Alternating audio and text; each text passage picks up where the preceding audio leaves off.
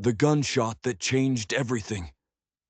The bullet tore through the Montana air like thunder, and Malene Johnston knew she was dying.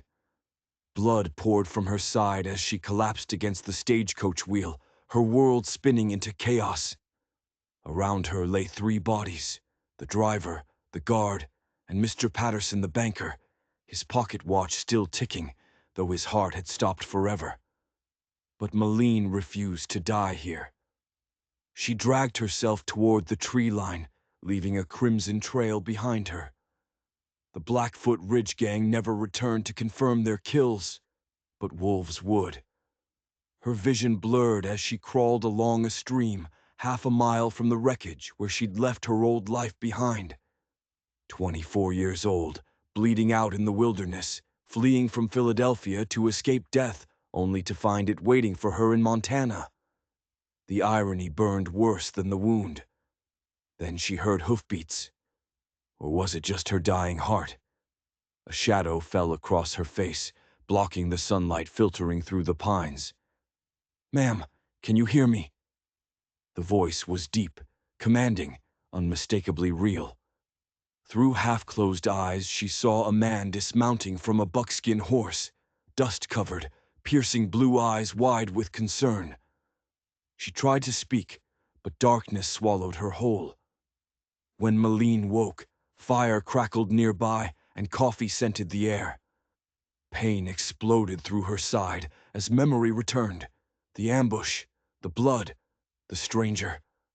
"Careful now," that same voice warned. "You'll tear my stitches if you move too quick." She turned her head slowly. The man sat on a log beside a campfire, sheltered under a rock overhang. He'd removed his hat, revealing dark hair and a weathered face that spoke of hard years under harsh suns. "You stitched me up." Her throat felt like sandpaper.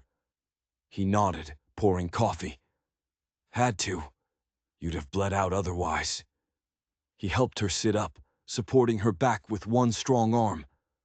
"Yansancy Shaw, horse trader, was heading to Gold Hill when I saw buzzards circling."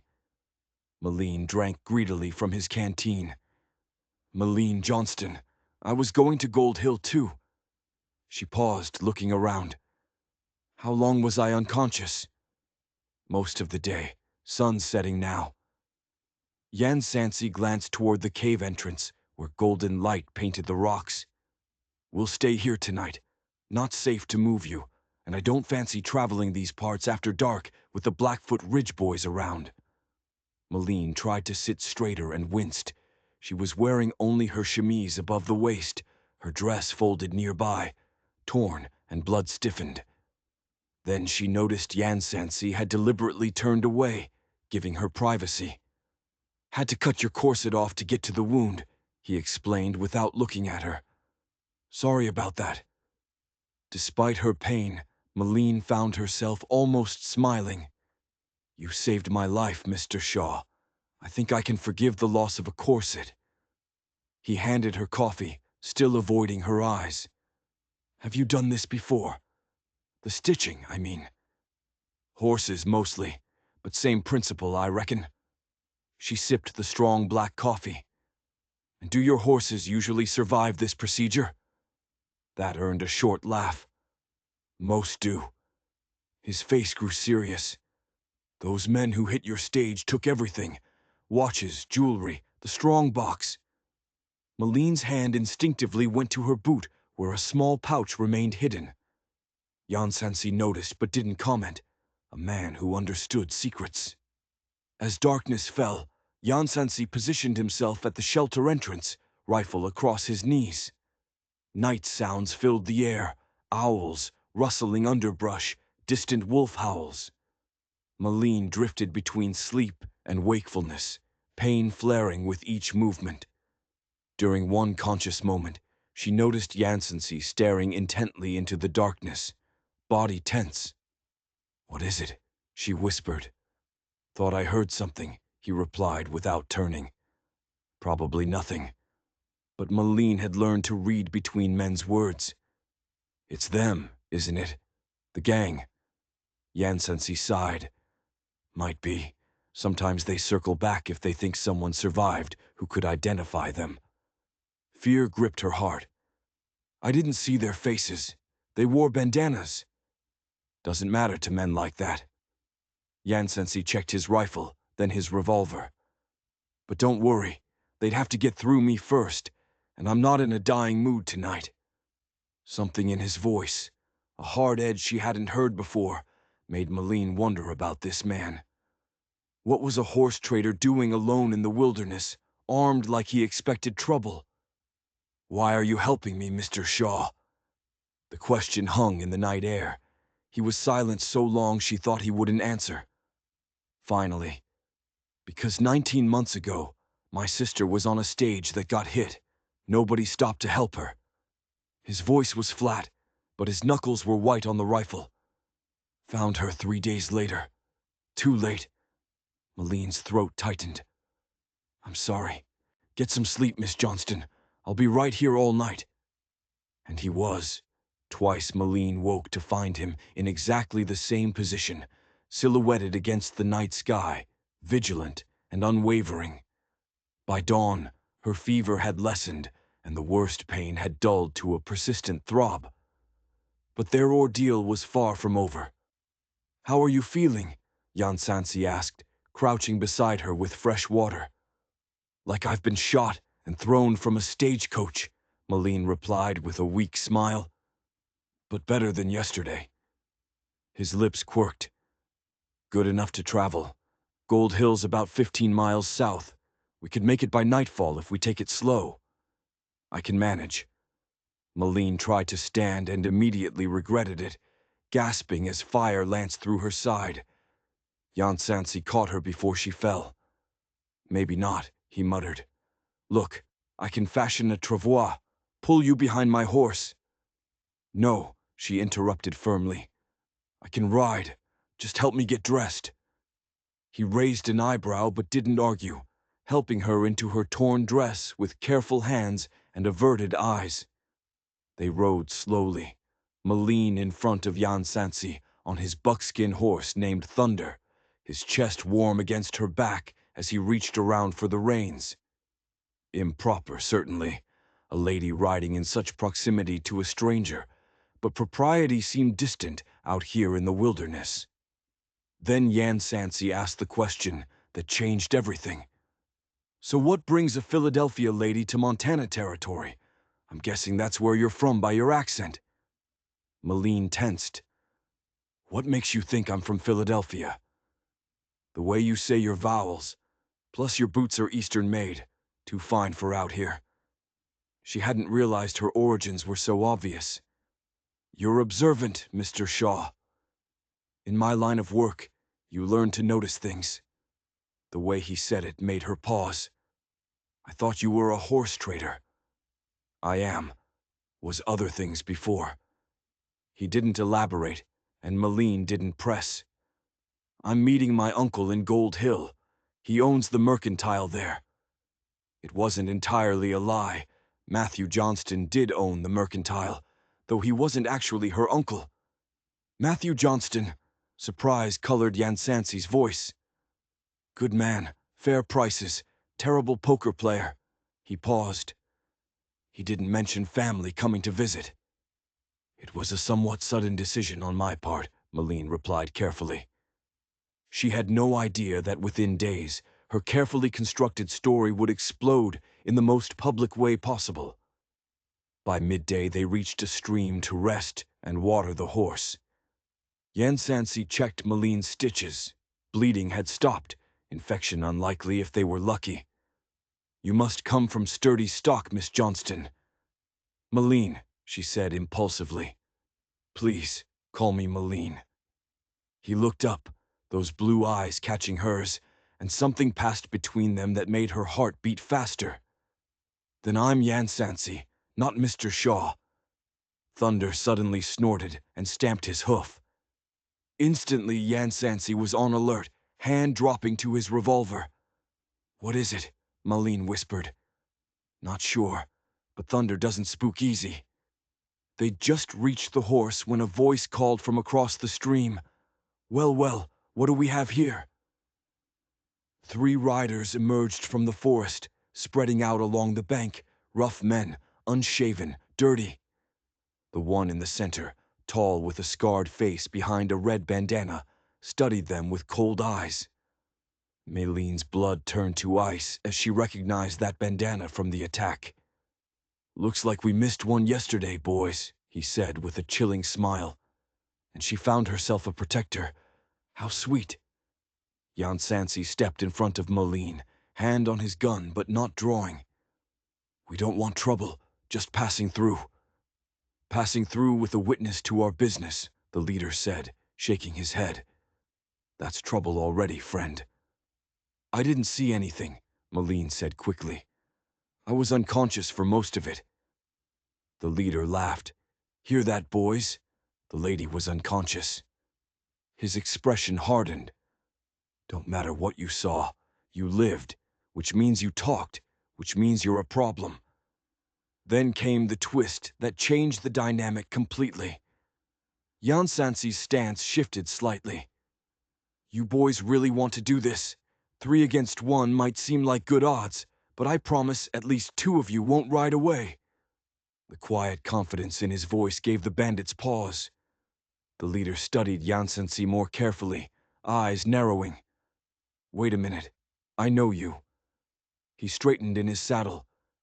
"You're Shaw, the bounty hunter." Maleen glanced at Yansancy in shock. Bounty hunter? He'd told her he was a horse trader. "Was," Yansancy corrected. "I'm just passing through now, but old habits die hard, and I'd sure hate to have to kill you boys over a misunderstanding." The 3 men exchanged looks, recalculating their odds. "Blackwood won't be happy about a witness," said the wiry man on the left. "Blackwood's not here," the leader replied. He stared at Yansancy for a long moment, then spat into the stream. "This ain't over, Shaw. We'll be seeing you in Gold Hill." They wheeled their horses and disappeared into the trees. As soon as they were gone, Maleen turned to Yansancy. "Bounty hunter, you told me you were a horse trader." "I am. Used to hunt bounties. Gave it up 2 years ago." He helped her back onto Thunder. "We need to move. Those 3 might change their minds or fetch more of their gang." "Who's Blackwood?" Yansancy's body tensed against her back. "Leader of the Blackfoot Ridge Gang. Mean piece of work. Been terrorizing this territory for 3 years now." They rode hard for hours, Maleen's side throbbing with each bounce but staying silent. She had no idea that reaching Gold Hill would bring an even greater danger, one from her past. As the sun set, Gold Hill appeared in the valley below, smoke rising from chimneys, buildings outlined against the darkening sky. "Not much to look at," Yansancy said, slowing Thunder to a walk. "But it's got a doctor who can tend to you properly." People stopped to stare as they rode down the main street, Maleen acutely aware of her torn, blood-stained dress. They halted outside Johnston's Mercantile. The door burst open before Maleen's feet touched the ground. "Good Lord in heaven, Maleen!" A tall, bearded man rushed toward them. "I heard about the stage. I feared." He broke off, emotion choking his voice. "Uncle Matthew," Maleen said weakly, relief flooding through her.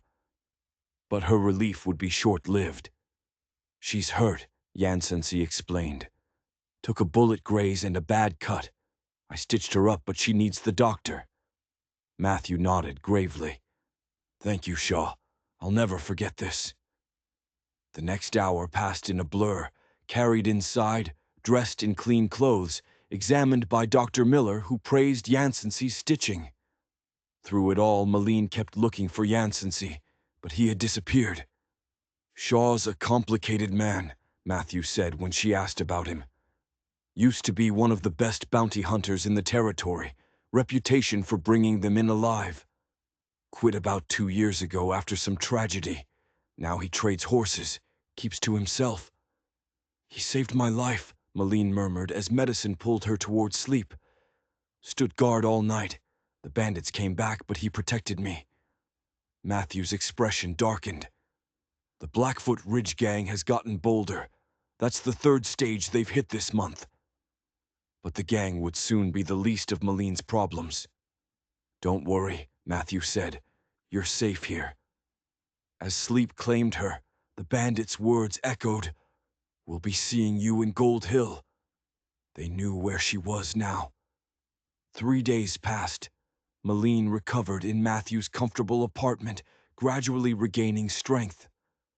Dr. Miller visited daily, declaring the wound healing remarkably well. "You're lucky," he told her. "No infection. Shaw did a fine job with those stitches." "Have you seen him?" Maline asked, trying to sound casual. "Mr. Shaw, I mean. I'd like to thank him properly." Dr. Miller shook his head. "He rode out the day after he brought you in. Some business in Helena, from what I heard." Disappointment washed over Maline. Foolish to feel attachment to a man she'd known barely 2 days. A man who apparently hadn't felt the need to say goodbye. That afternoon, feeling stronger, she ventured downstairs to the mercantile. Matthew protested but relented when she insisted. The store was larger than it appeared from outside, shelves stocked with everything from dry goods to firearms.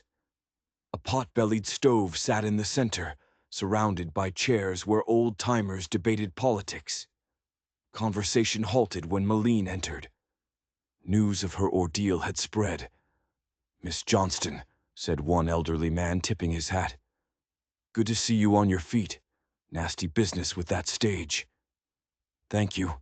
I was fortunate Mr. Shaw came along when he did." "Yansancy's a good man," said a rugged miner. "Saved my boy from a mountain lion last year. Doesn't talk much about it, though. Not one to seek praise." As afternoon wore on, customers greeted Maline warmly. Matthew was clearly well respected, knowing not just names, but family details, extending credit without hesitation. "You've built something special here," Maline commented during a lull. Matthew smiled sadly. "Mary and I always wanted it to be more than just a store, a place where folks could come together." He glanced around fondly. "After she passed, keeping it going the way she would have wanted gave me purpose." Then the bell over the door jangled, and Maline's past walked in. A tall, imposing woman entered, dressed in an expensive burgundy traveling suit that looked out of place in the modest mercantile. She surveyed the store with obvious disdain before her gaze landed on Maline. "Well," she said, her voice carrying across the room, "if it isn't Maline Johnston, risen from the dead." Maline felt the blood drain from her face. "Mrs. Hargrove."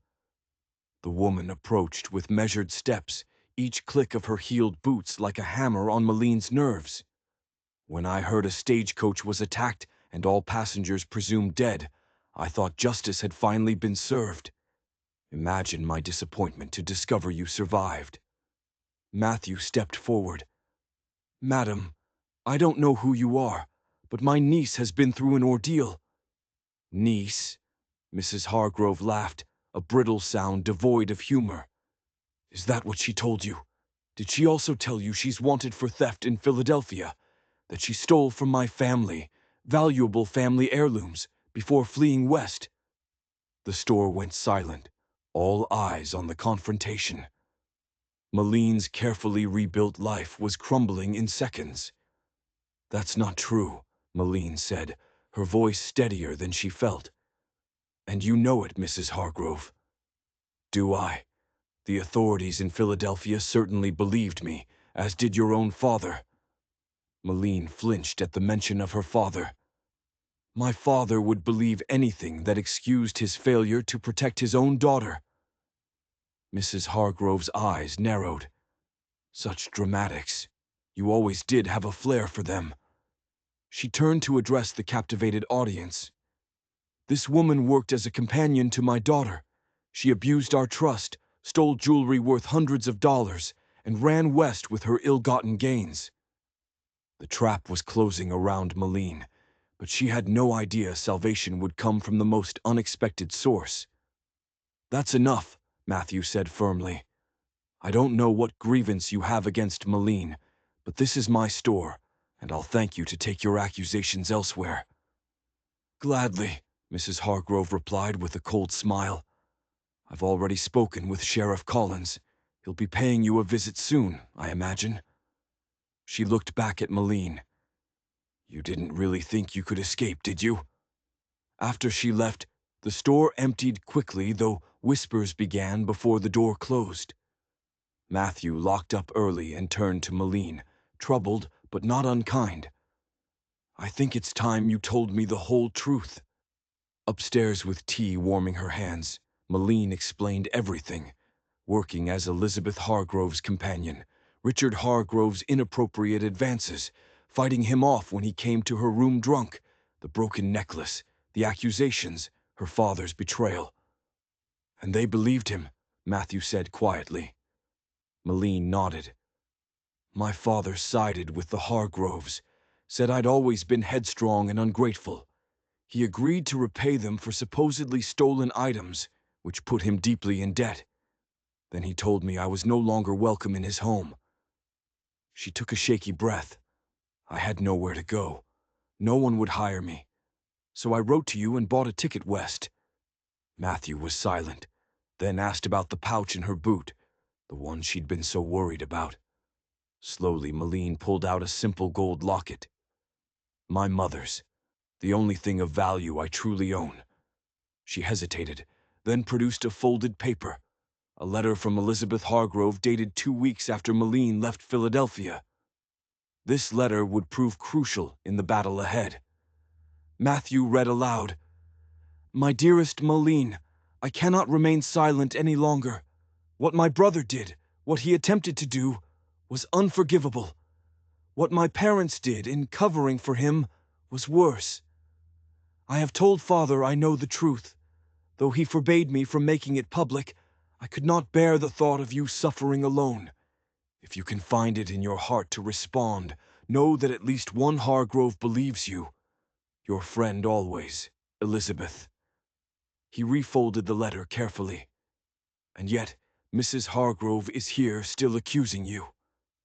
"Elizabeth was always weak-willed," Malene replied sadly.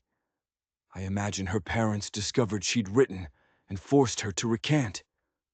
But Malene had no idea Elizabeth was about to prove she was stronger than anyone believed. Matthew reached across the table and took her hand. "I believe you, Malene, and I'll stand by you.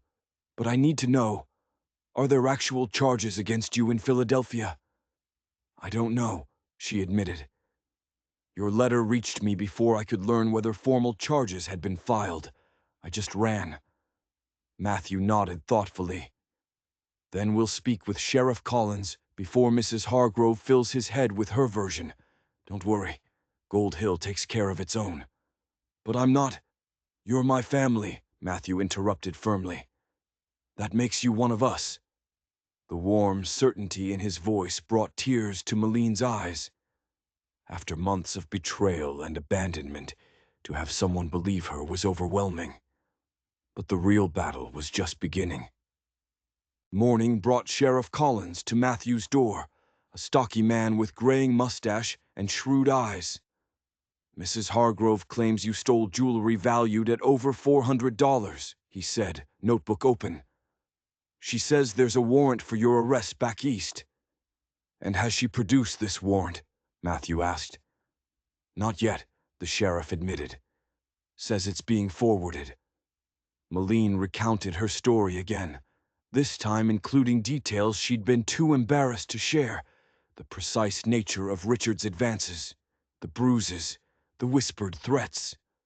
When she finished, Sheriff Collins was silent, tapping his pencil.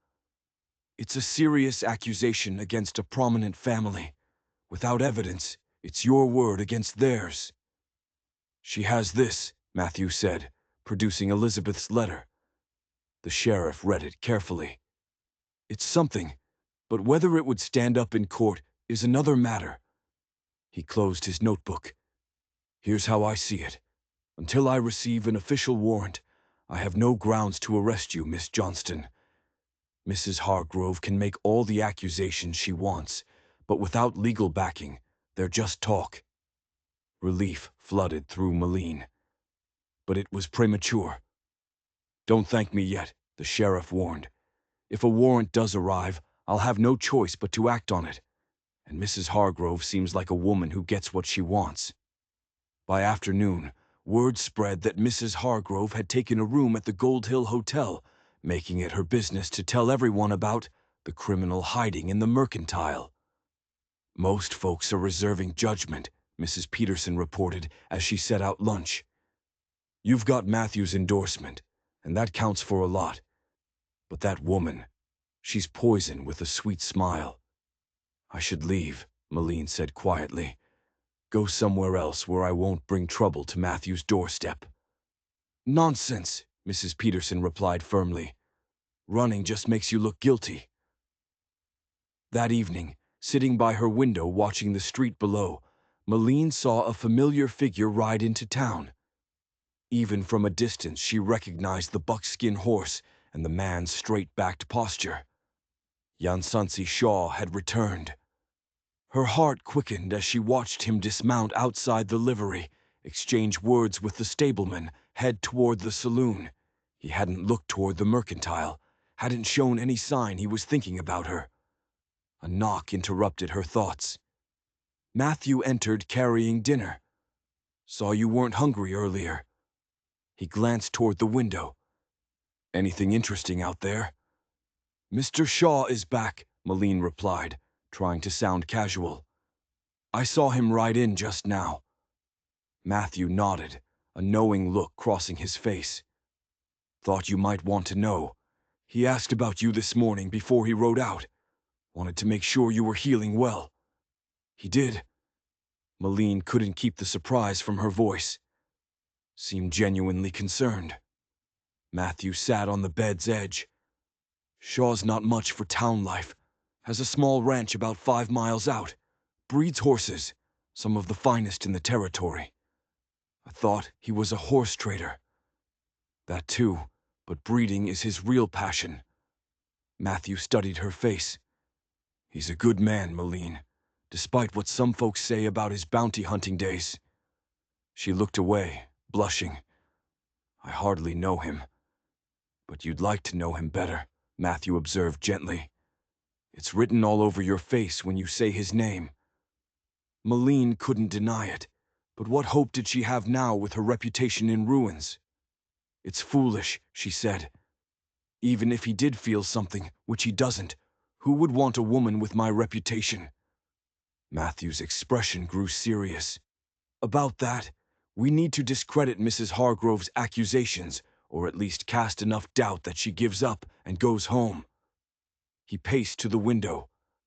"We need to find her weakness, her pride in her family name. If we could somehow get her to show her true colors in public." He trailed off deep in thought. And that's when the plan began to form. "You have an idea?"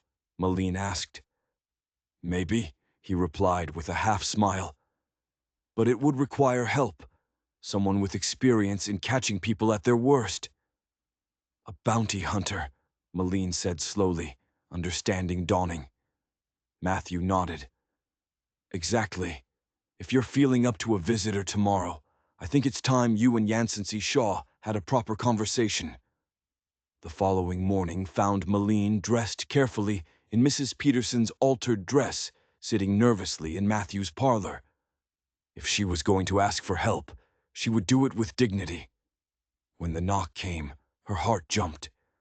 Matthew answered, and then Yansancy filled the doorframe with his broad shoulders. He'd cleaned up, dark hair neatly combed, jaw freshly shaved, clothes free of trail dust. "Miss Johnston," he said, removing his hat. "Good to see you looking better." "Mr. Shaw," she replied, hating how breathless she sounded. "Thank you for coming." Matthew gestured to a chair. "Your message said it was urgent." "It is," Matthew confirmed. "Malene needs your help." Yansancy's gaze shifted to her, questioning. "I thought the doctoring part was done." "This is something else." Malene explained about Mrs. Hargrove's arrival, the accusations, the threat of a warrant. Yansancy listened without interruption, expression unreadable. When she finished, he sat forward. "So you need me to— what exactly? Run her out of town? Because I don't do that kind of work anymore." Then came the proposal that would change everything. "No," Matthew said quickly. "We need to discredit her accusations, make her show her true nature in public so people will question her motives." "And how do you propose I do that?" Yansancy asked skeptically. "You were a bounty hunter," Malene said quietly. "You must have had ways of getting reluctant witnesses to talk, of uncovering truth when people tried to hide it." A small smile quirked Yansancy's mouth. "I did. But those methods don't generally work on society, ladies." "Mrs. Hargrove is no lady," Malene retorted with unexpected heat. "She's a viper in silk." Yansancy studied her, something like admiration flickering in his eyes. "You really did stand up to her son, didn't you? Not many women would have the courage." "I had no choice," Malene replied simply. He nodded as if confirming something. "All right, I'll help, but I need to know everything. Every detail about the Hargroves, their business, their habits, anything that might be used." Relief washed over Malene. "Thank you," she whispered. "Don't thank me yet," Yansancy warned. "This could backfire badly." For the next hour they strategized.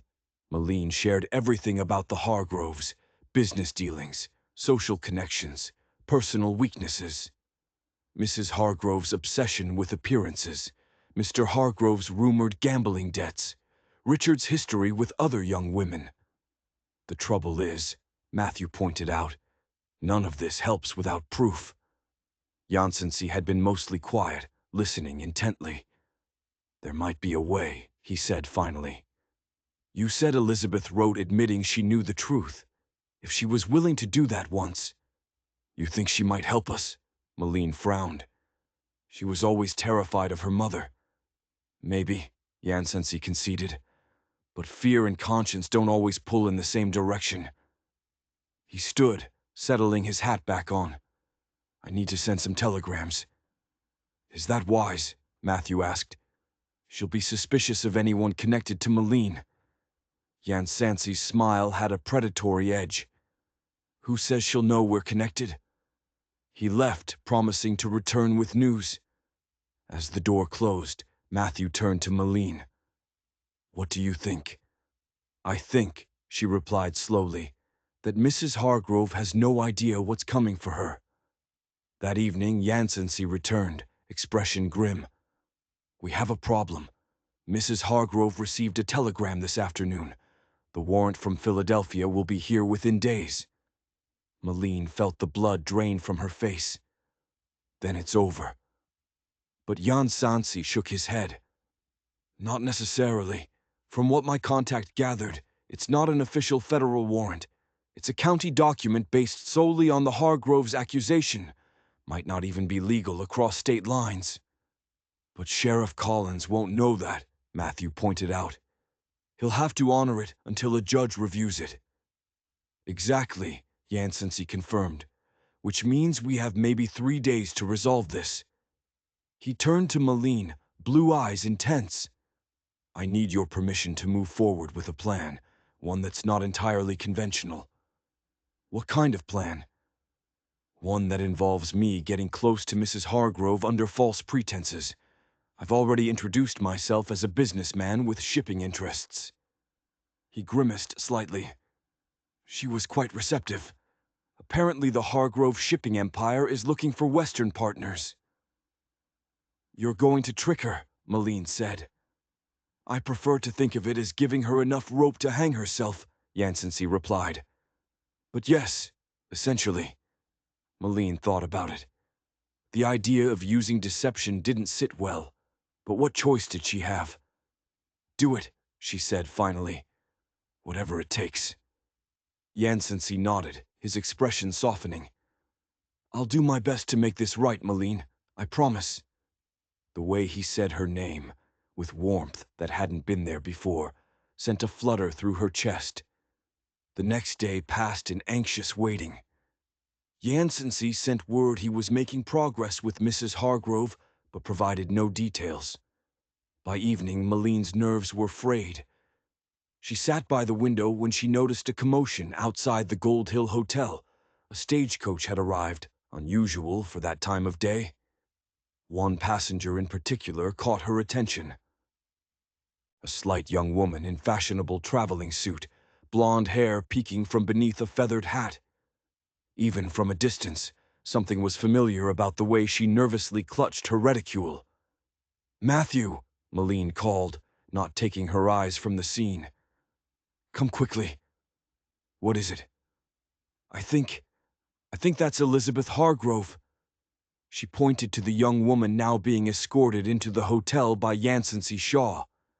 Matthew let out a low whistle. "Shaw works fast."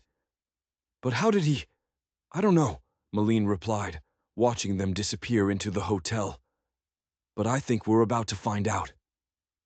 Less than an hour later, Yansancy appeared at the back door. "Is it really Elizabeth?" Maline asked immediately. He nodded. "Arrived on the afternoon stage from Billings.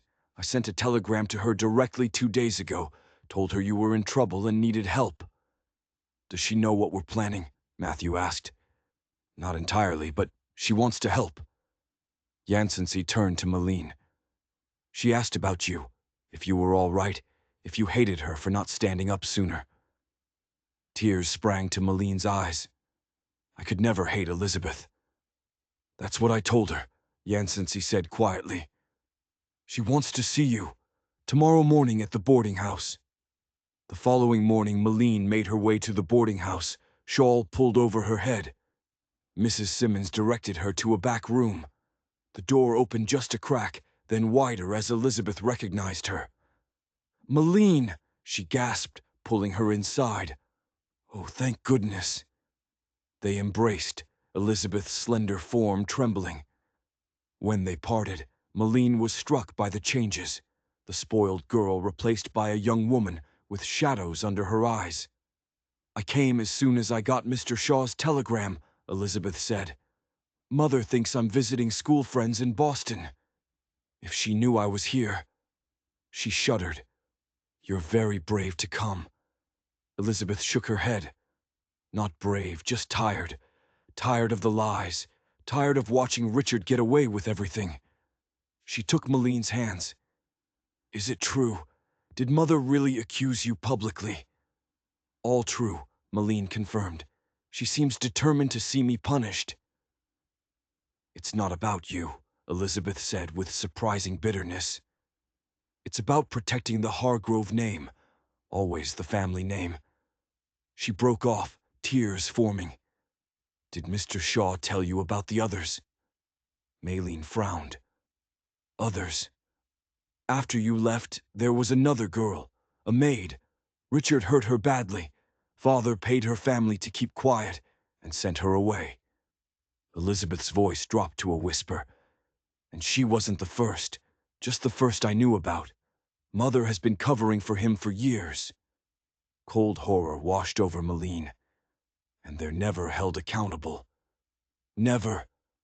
Elizabeth's hands tightened on Maline's. "But this time it will be different. I've brought proof." She retrieved a small leather portfolio from her trunk, letters between her parents discussing Richard's indiscretions and how to handle them, plus a settlement agreement with the maid's family detailing what Richard had done. Maline stared, hardly daring to believe what she was seeing. "Elizabeth, this could ruin your family." "I know," the younger woman replied, pale but determined. "But it has to stop. I can't live with myself otherwise." Maline felt a surge of admiration. "Are you sure? Once this becomes public—" "I'm sure," Elizabeth interrupted. "Mr. Shaw explained his plan. It's unconventional, but it will work. I'm ready." That afternoon, Mrs. Hargrove could be seen walking arm in arm with Yansancy Shaw along Main Street, apparently deep in conversation about business arrangements. Those passing close enough reported discussions of expanding Hargrove shipping interests to mining communities. Mrs. Hargrove seemed completely taken in, smiling and laughing. She had no idea she was walking into a trap. That evening, a town meeting was called at the church. Mrs. Hargrove had requested it to address the criminal element in their midst. Perfect, Yansancy said when told. A public forum where she can't control the narrative. As dusk fell, townsfolk made their way to the church. Malene, Matthew, and Yansancy waited until most had arrived before slipping in through a side door, taking seats at the back. At the front, Mrs. Hargrove stood beside Reverend Porter, her burgundy dress and perfect posture making her look like visiting royalty. Sheriff Collins was there too, expression troubled. "Friends and citizens of Gold Hill," Reverend Porter began. "We have a visitor who has requested time to address an issue of community concern. Mrs. Victoria Hargrove of Philadelphia has the floor." Mrs. Hargrove stepped forward, surveying the room with practiced concern. "Good people of Gold Hill, I come not to cause discord, but to warn you of a danger in your midst." She went on to describe Malene as a cunning thief who had abused trust, stolen valuables, and fled justice.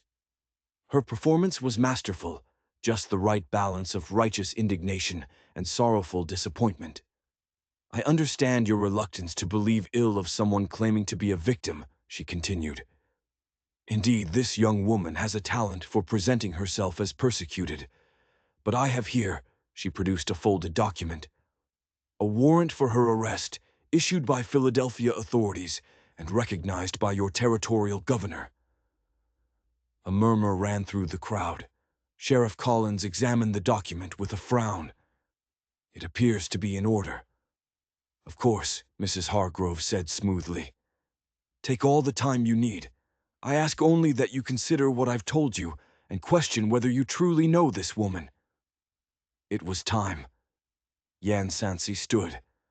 "I have a question, Mrs. Hargrove." All heads turned. Mrs. Hargrove's eyes widened in surprise before composing herself. "Mr. Shaw, I didn't realize you had an interest in this matter." "I have an interest in justice," Yansancy replied, moving to the center aisle. "And I'm wondering why a woman of your standing would travel all this way alone to pursue charges against a former employee. Seems excessive."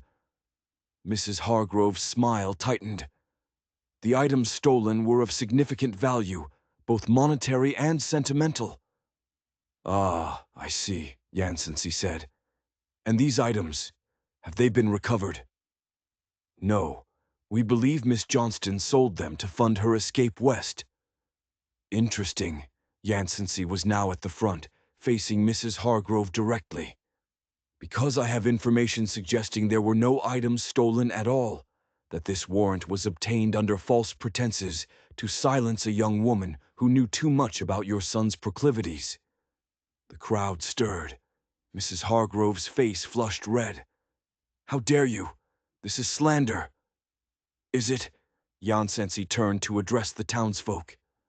"I used to hunt men who ran from the law, got pretty good at telling the difference between those running from justice and those running toward it." He looked back at Mrs. Hargrove. "And I believe Malene Johnston came west not to escape punishment, but to escape persecution." "This is absurd," Mrs. Hargrove sputtered. "Sheriff, I insist you remove this man."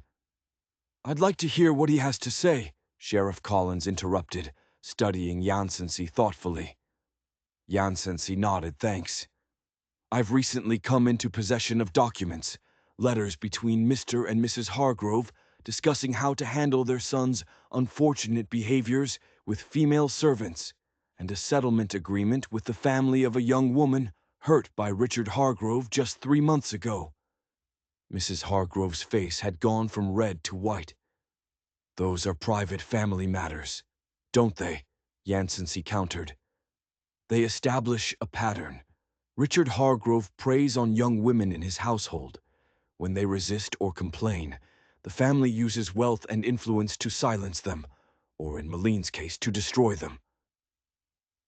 Lies, Mrs. Hargrove hissed. All lies. You have no proof. Actually, came a new voice from the church entrance. He does. Every head turned to see Elizabeth Hargrove standing in the doorway, small figure silhouetted against the darkening sky outside. Elizabeth, Mrs. Hargrove gasped. What are you doing here?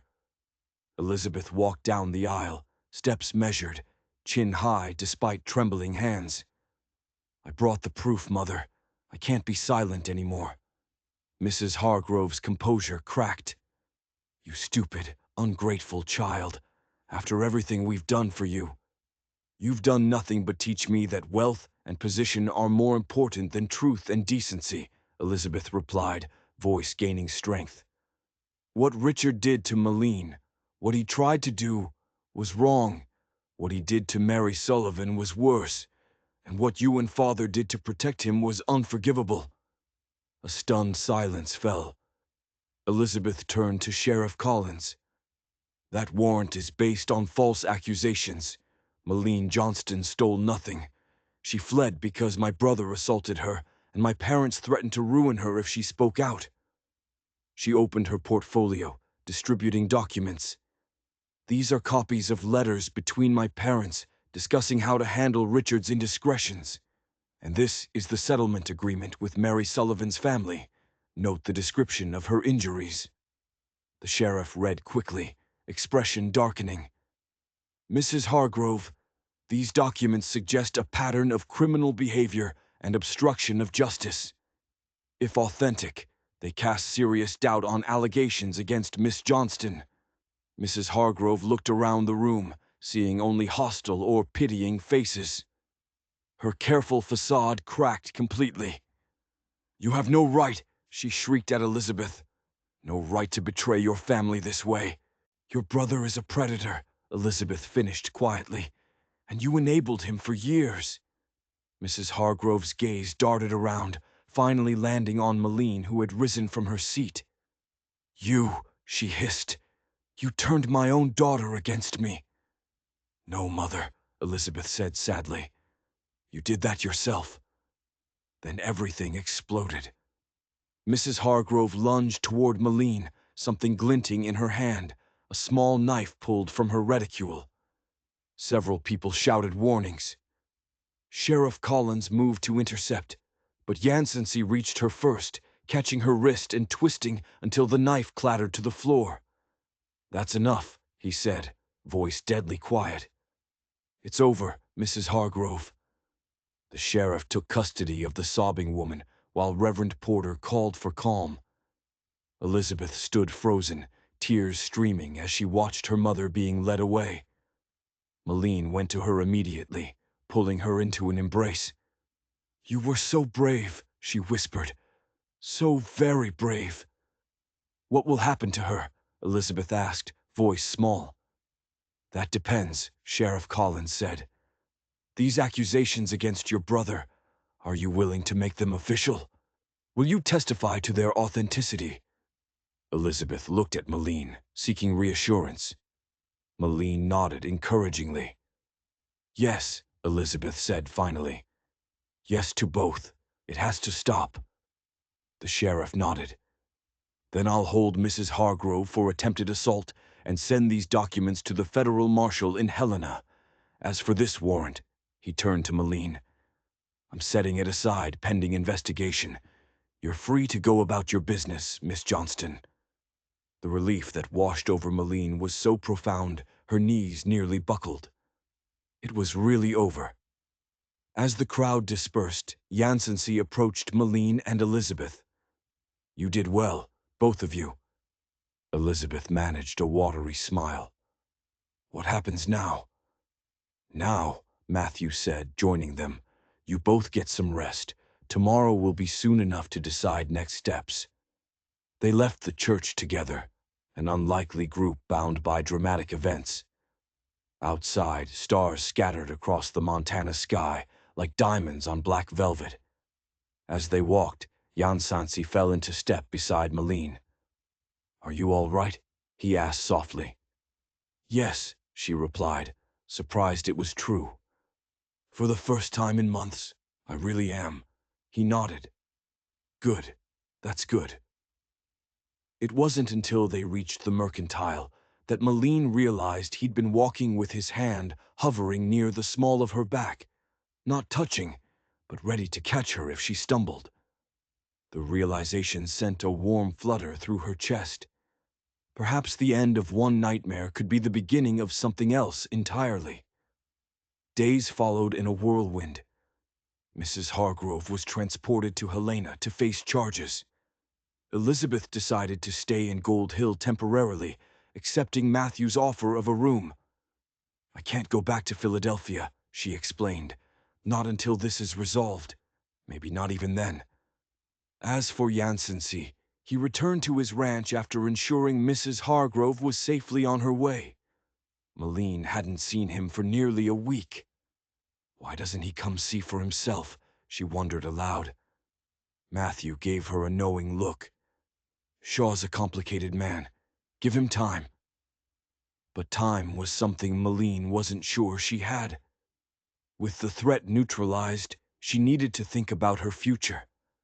The solution presented itself unexpectedly when Mrs. Peterson mentioned the local school needed a teacher. They've been making do with various townsfolk taking turns, she explained. But what they really need is someone educated. I've never taught before, Malene said doubtfully. But you were educated at that fancy Philadelphia Ladies' Academy. That's more schooling than most folks here ever get.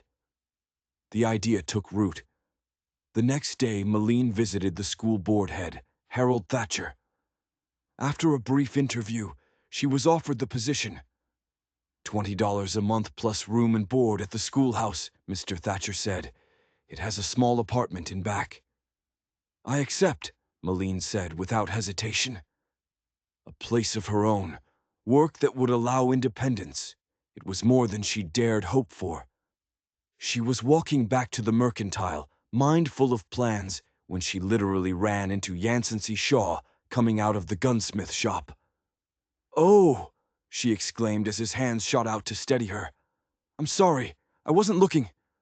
She broke off, recognizing him. Yansancy. Malene.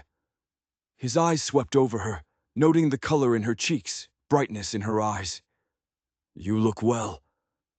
"I am well," she replied, acutely aware of his hand still holding her arms. "My side is almost fully healed.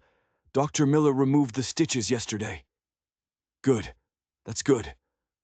He seemed reluctant to let go, though finally did, taking a step back. "Matthew said you've been busy." "Actually, I was just offered a position as the school teacher here. I start next week." Something flickered across his face. Surprise, certainly, but also what looked like pleasure. A teacher? That seems fitting. Does it? She tilted her head, studying him. "You have a patient way about you," he explained. "And you're clearly educated. The children will be lucky to have you." The compliment warmed her. "Thank you. I'm nervous but excited. It will be good to have purpose again." They stood in awkward silence before he spoke. "I was just about to get lunch at the cafe. Would you care to join me?" The invitation was so unexpected, Malene momentarily forgot to breathe. "I'd like that," she said finally. The Gold Hill Cafe was small but clean with gingham curtains and enticing smells. Yansancy guided Malene to a back table, away from curious eyes. They ordered and suddenly found themselves alone, unsure what to say outside the context of danger. "How is Elizabeth adjusting?" Yansancy asked finally. "Better than expected," Malene replied. "She's received a letter from her father asking her to return, but she's holding firm." "She's stronger than she looks," Yansancy observed. "Most women are," Malene said with a small smile. "We have to be." He acknowledged this with a nod, then asked the question that hung between them.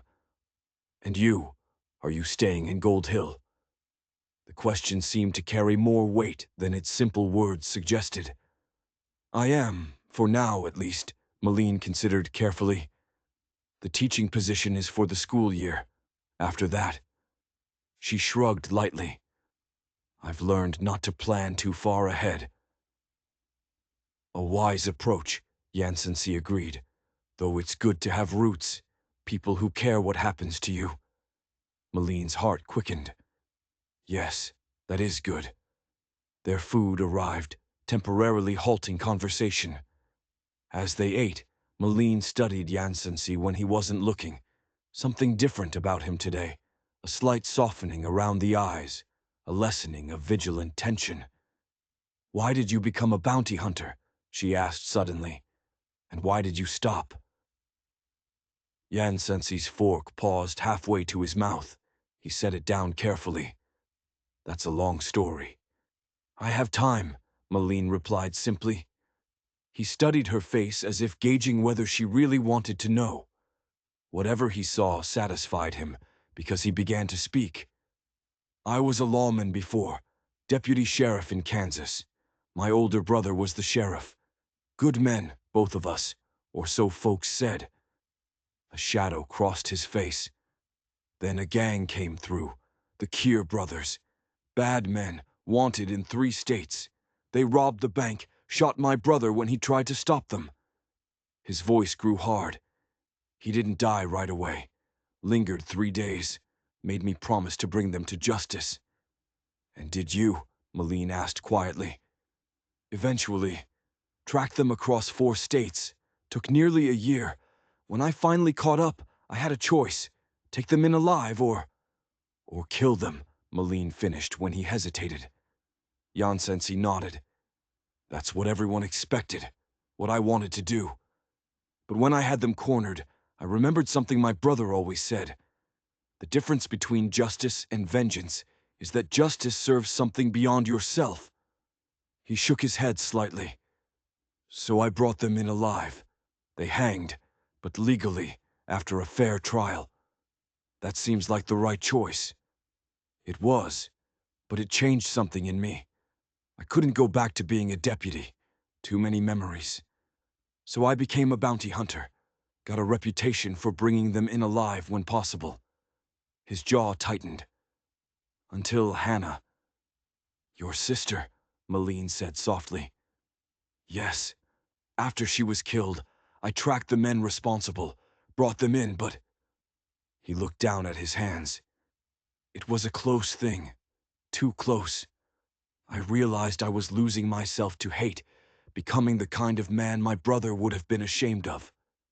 So I quit, bought land outside Gold Hill, started breeding horses. Been trying to live a quieter life ever since." "Until you found me bleeding by a stream," Malene said with a small smile.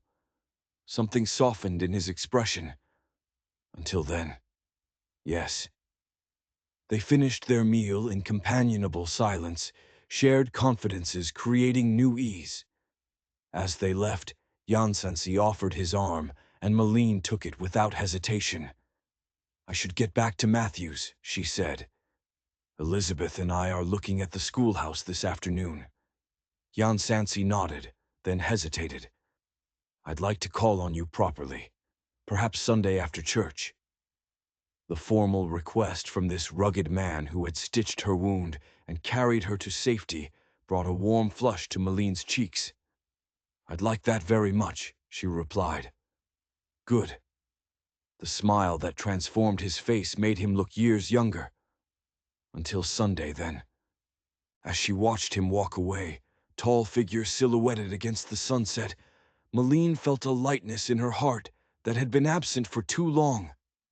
The future, which had seemed so bleak just weeks ago, now held possibilities she hadn't dared imagine.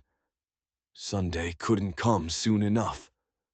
The schoolhouse was a simple one-room building with uneven floors, drafty windows, and an ancient wood stove. But it was clean, and the attached living quarters were cozy if sparse. Malene fell in love immediately. "It's perfect," she told Elizabeth as they swept and dusted. "My own little kingdom." Elizabeth laughed. "A far cry from the Hargrove mansion, but I see the appeal. She'd been different since confronting her mother, more confident, more willing to speak her mind. By Sunday, Malene had moved into the schoolhouse and was beginning to feel settled. Church service that morning was a revelation. Instead of sidelong glances and whispers, she was greeted warmly. Parents introduced themselves and their children, eager to meet the new teacher. By the end of service, Malene felt something unexpected, a sense of belonging. She was scanning the church for Yansancy as people dispersed, disappointed when she didn't see him. Perhaps he'd changed his mind, looking for someone. She turned to find him standing behind her, dressed in Sunday best, a dark suit that fit his broad shoulders perfectly, crisp white shirt, string tie. His dark hair was neatly combed, jaw freshly shaved.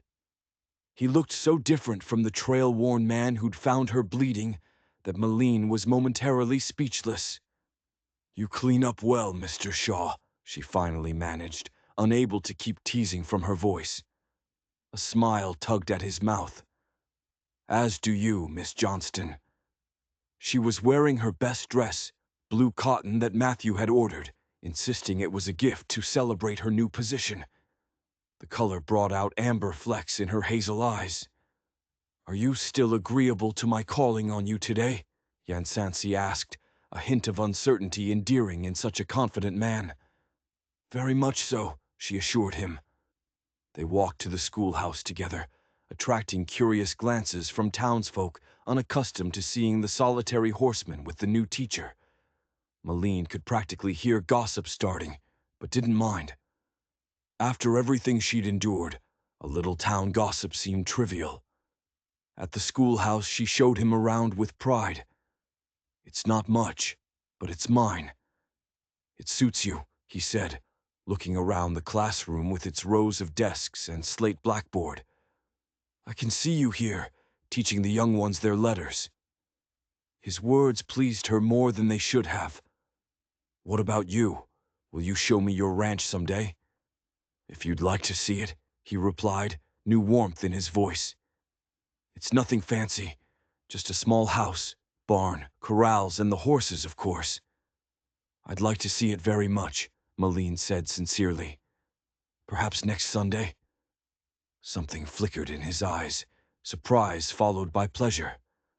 "Next Sunday," he agreed. They spent the afternoon walking around Gold Hill, talking easily about everything and nothing. As the sun began to set, they returned to the schoolhouse. At the door, Yansancy removed his hat, turning it in his hands in uncharacteristic nervousness. "I've enjoyed today," he said simply. "As have I," Malene replied, surprised by sudden butterflies. She was 24 years old, hardly a green girl experiencing first courtship. Yet there was something about Yansancy Shaw that made her feel both stronger and more vulnerable than ever before. He cleared his throat. "I was wondering, that is, I hoped." He shook his head, frustrated with his hesitation. "Malene, may I kiss you goodnight?" The direct question, so honest and respectful, touched her deeply. "Yes," she whispered. "I'd like that." Yansancy stepped closer, one hand gently cupping her cheek. His eyes searched hers one last time, giving her chance to change her mind. Then slowly he leaned down and pressed his lips to hers. The kiss was gentle, almost hesitant at first, then deepening as Malene responded, his arms slipping around her waist. When they finally parted, both were breathing faster, and there was a look in Yansancy's eyes that made Malene's heart race. "Good night, Malene," he said softly. "Good night, Yansancy." She watched him walk away, tall figure silhouetted against sunset.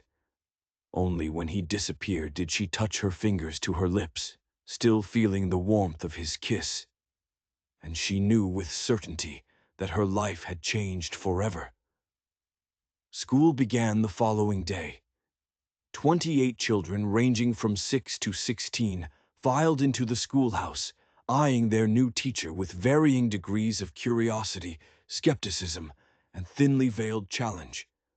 Malene met their gazes squarely. "Good morning. I'm Miss Johnston, and I'll be your teacher this year. We have much to learn together, and I expect your best efforts. In return, you'll have mine." By the end of the first week, she'd learned all their names, assessed their education levels, broken up 3 fights, bandaged 1 skinned knee, and fallen completely in love with teaching. The children gradually accepted her authority, responding to her firm but fair approach. Even the Baker twins, who'd initially tested her patience, were settling down after she assigned them to help younger children. Yansancy kept his promise, taking her to dinner Wednesday and walking her home.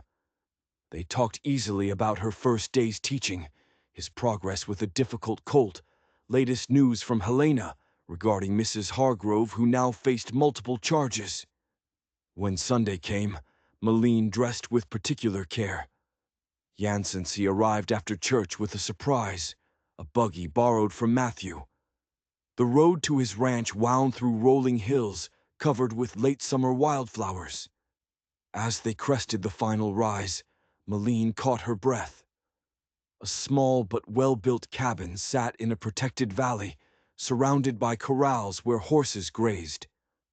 A creek wound through the property, banks lined with cottonwoods showing hints of autumn gold.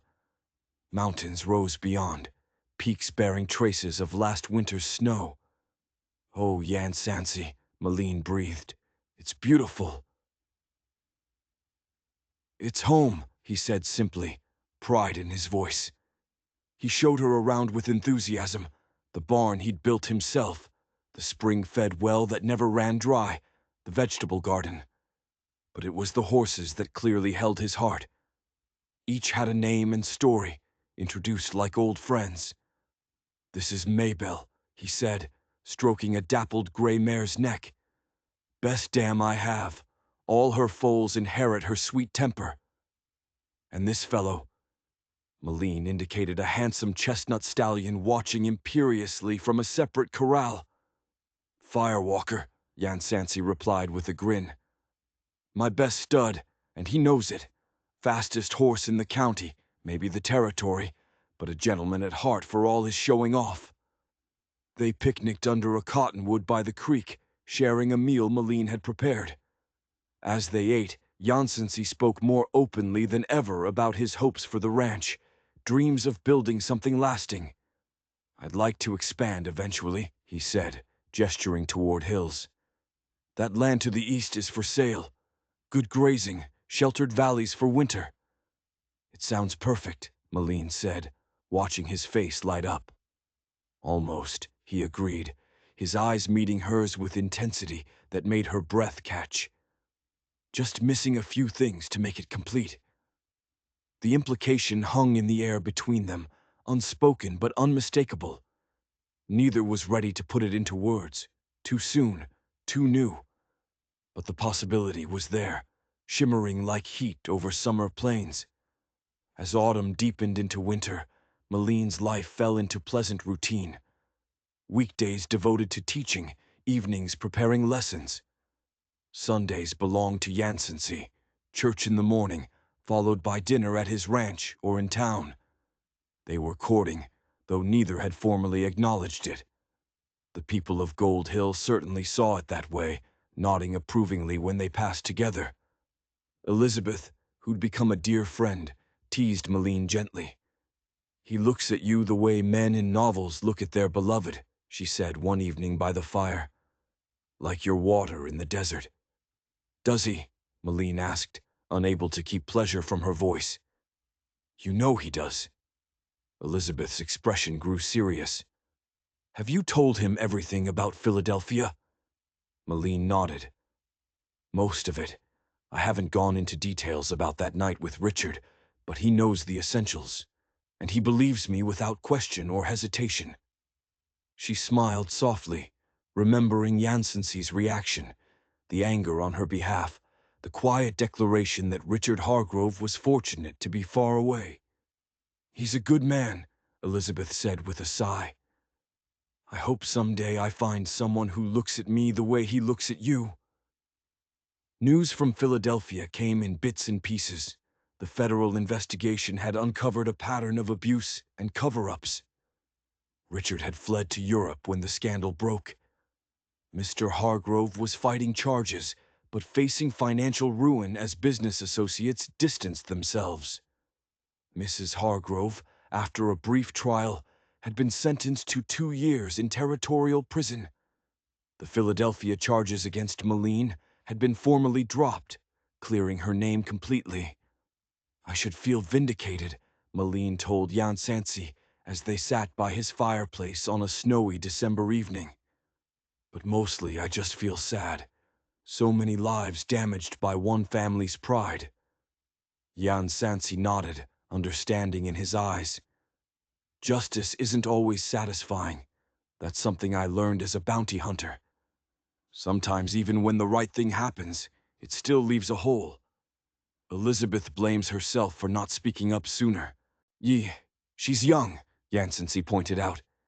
"And she did stand up when it mattered most. For you." He reached over and took Malene's hand, thumb tracing circles on her palm. "She helped give you a fresh start here."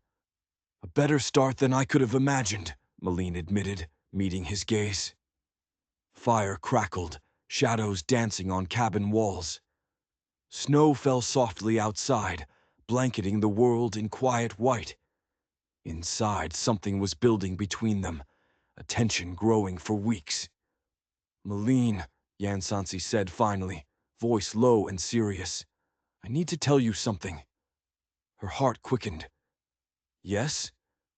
"When I found you that day, bleeding by the stream, I was at the lowest point I'd been in years, angry at the world, at God, at myself, just going through the motions of living." He squeezed her hand gently.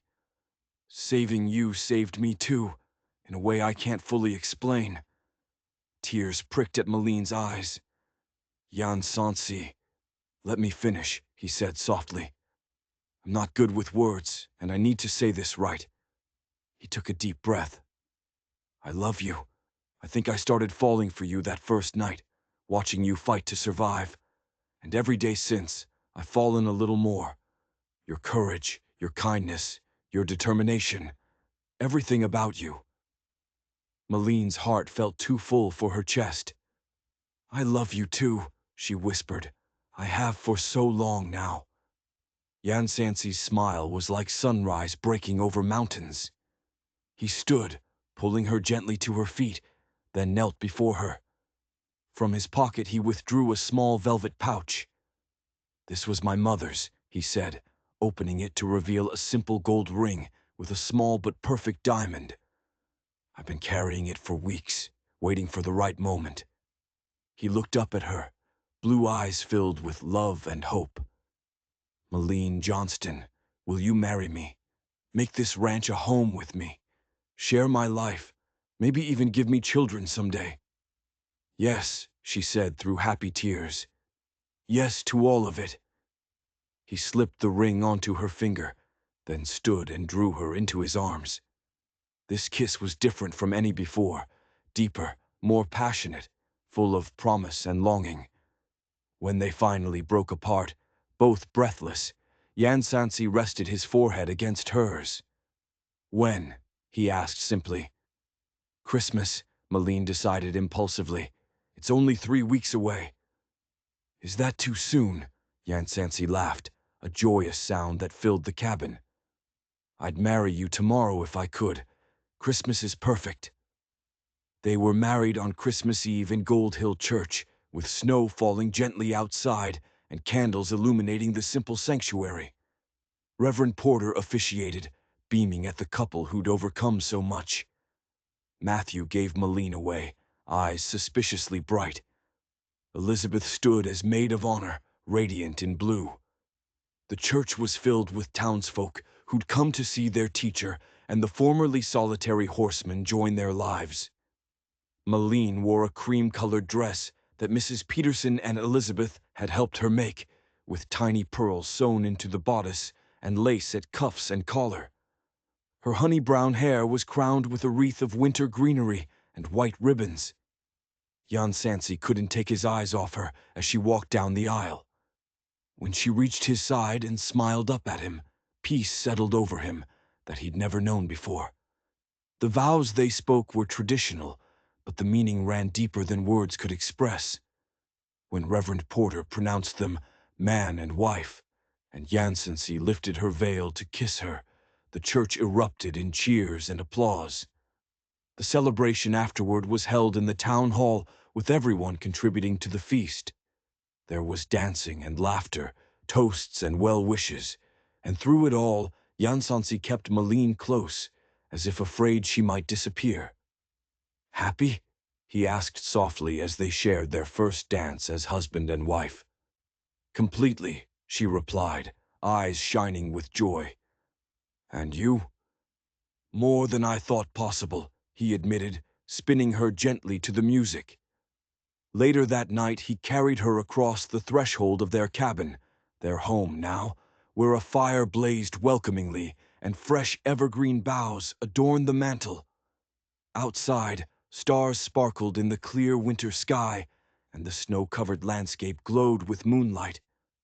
Inside, two people who'd found each other against all odds began their life together, healing each other's wounds, strengthening each other's resolve, and building something beautiful from the broken pieces of their pasts. 5 years later, on a warm spring afternoon, Malene Shaw sat on the porch of the ranch house, watching her husband teaching their 4-year-old son Thomas to ride a gentle pony. Nearby, 2-year-old Hannah toddled after butterflies, copper curls bouncing in sunlight. The ranch had prospered beyond their hopes.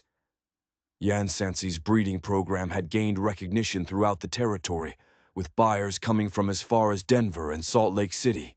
The additional land he'd dreamed of was now part of their property, and a new larger house had replaced the original cabin, though they'd preserved it as a guest house, unable to part with the place where their life together began. Malene still taught at Gold Hill School, arranging her schedule to be home with the children during breaks. She'd started a proper library for the town, housed next to the schoolhouse and stocked with donated books. Elizabeth had eventually returned to Philadelphia, but not before meeting a young lawyer who'd come west for the federal investigation. They were married now with a baby on the way, living in Denver where he'd established a successful practice. Matthew still ran the mercantile, though he now had a partner, a widow from Helena who'd come visiting and never left. The twinkle in his eye when he spoke of her suggested another wedding might be in Gold Hill's future. As for the Hargroves, they'd faded from Malene's life. Mrs. Hargrove had served her sentence and returned east, a broken woman whose social standing was irreparably damaged. Mr. Hargrove had died the previous year, his business empire much diminished. Richard had reportedly married a European countess, though Elizabeth's letters suggested the marriage was already failing. None of it mattered much to Malene anymore. The past was truly past, its power to hurt her gone like morning mist before the sun. "Mama, look at me," Thomas called, sitting proudly on his pony as Yansancy led them in a circle. "I'm riding all by myself." "I see you, my brave boy," Malene called back, heart swelling with love. "You're doing wonderfully." Hannah abandoned her butterfly chase and climbed onto her mother's lap, small hands patting Malene's rounded belly where their third child grew. "Baby?" she asked, her favorite question these days. "Yes, sweet pea. Baby brother or sister is in there, growing strong." Malene smoothed her daughter's wild curls. "Just a few more months until you meet them." Yansancy looked up, catching Malene's eye across the yard. The love in his gaze was as strong as ever, deepened by the years they'd shared, the children they'd created, the life they'd built together. Sometimes on quiet evenings when the children were asleep, they would sit together on this same porch and remember how they'd found each other, she bleeding and desperate, he lonely and adrift. How a brutal ambush and its aftermath had led improbably to this abundance of love and joy. "No regrets?" Yansancy would ask occasionally, an old habit from their early days together. "Not one," Malene would always reply, leaning into his embrace. Every step, even the painful ones, led me here, to you, to us. And that, she knew with unshakable certainty, was worth everything. If you enjoyed this incredible journey from tragedy to triumph, from terror to true love, don't forget to subscribe. Hit that like button and tell me in the comments, what moment shocked you the most? Was it the ambush, the courtroom showdown, or that first kiss under the Montana stars? Share your thoughts below and stay tuned for more unforgettable stories.